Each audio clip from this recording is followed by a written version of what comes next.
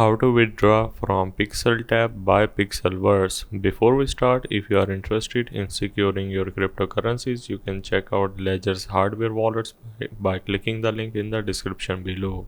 So the first step is you're just gonna need to click on the claim your coins, and then you're gonna need to simply click on the wallet on the top right corner and simply select your wallet. In my case, I will go with Binance and click on yes, I have it. Then you're gonna need to open up your third-party exchanger. As I said, I am using Binance, and simply go to the wallets on the bottom right corner of your screen. Then you're gonna need to simply click on this deposit and select USDT.